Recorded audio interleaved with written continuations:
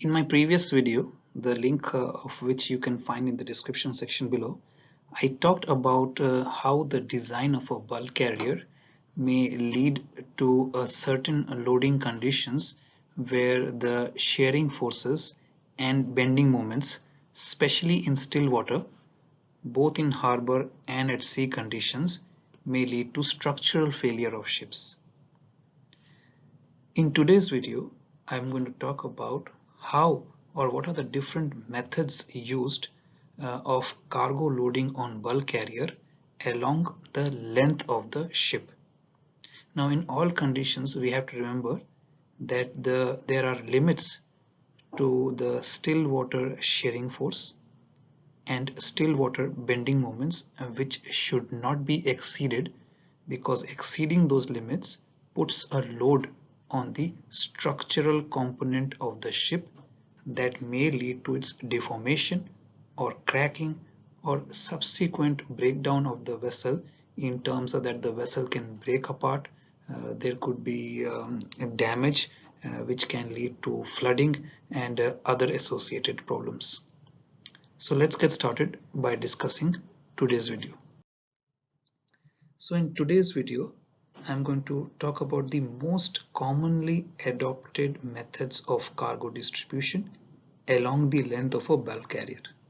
Now, bulk carriers are designed and approved by the Classification Society to carry a number of different types of cargoes.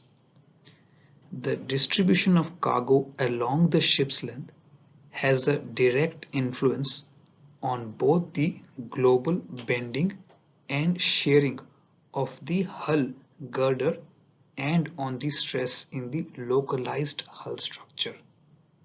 In my previous video, I talked about how the localized loading may put stress on the tank top or double bottom, and together with the hydrodynamic pressure exerted by the sea around the ship, as well as the water in the double bottom tanks, altogether all those pressures can lead to the buckling of the ship structure or the deformation of the ship structure, which is not safe for the carriage of cargo or lives at sea.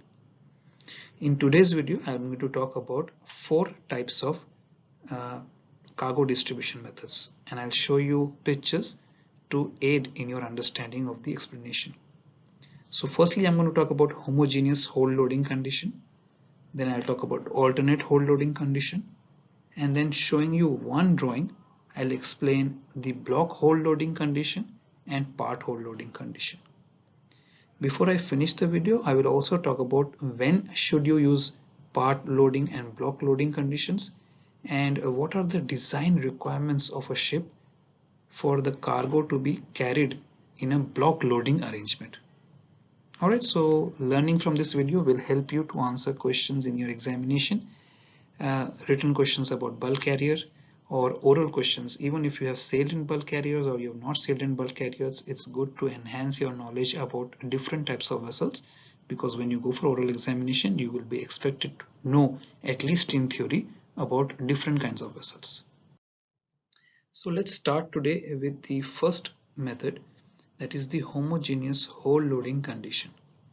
Now, as you can see in the picture itself, a homogeneous hold loading condition refers to the carriage of cargo that has been evenly distributed in all cargo holds.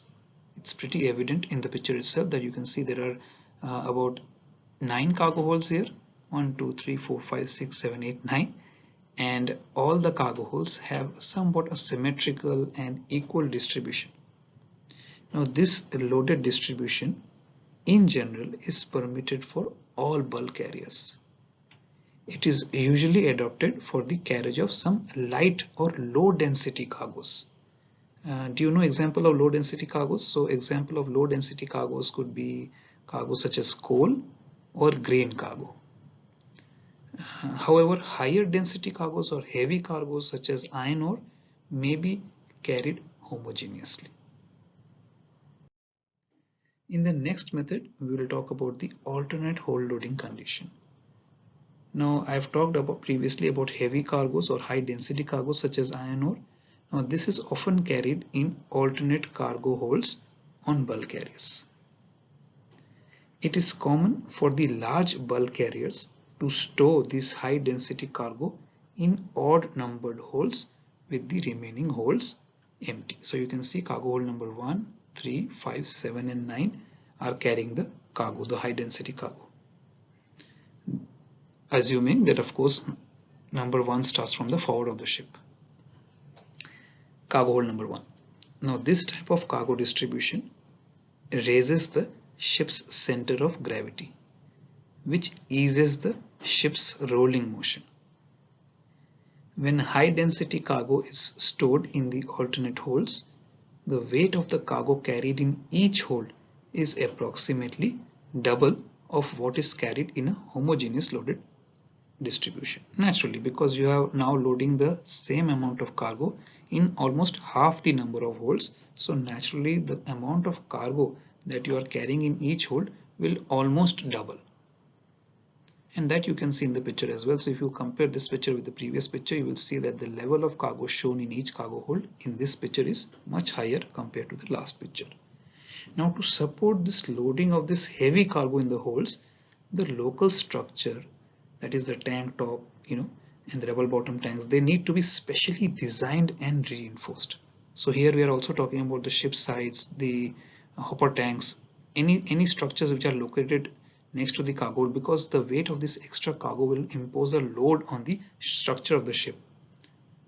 It is important here that you note that the holds which remain empty with this type of cargo distribution have not been reinforced for the carriage of heavy cargoes with a non-homogeneous distribution.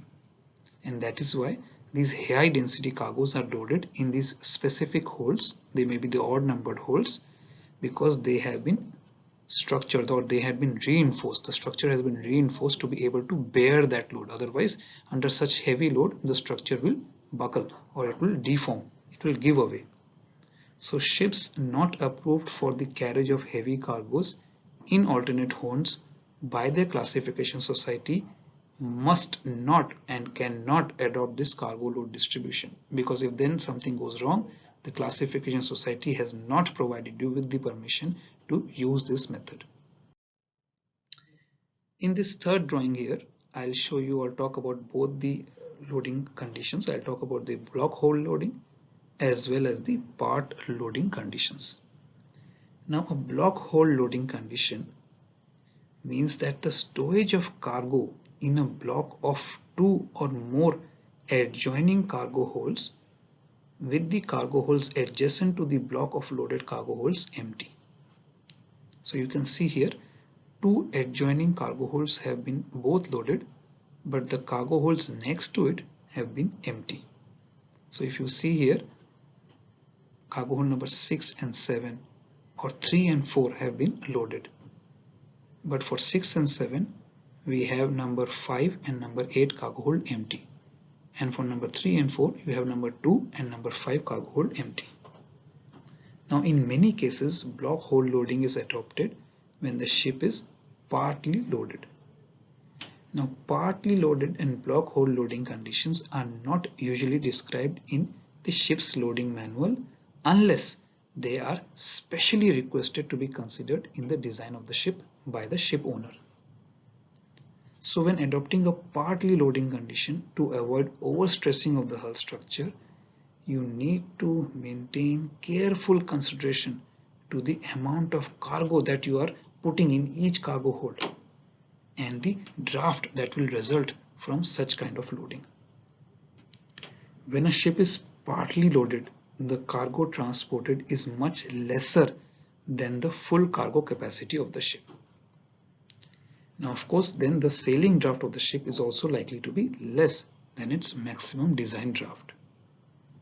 Now the weight of cargo in each hold must be adequately supported by the force of buoyancy acting on the bottom shell plating.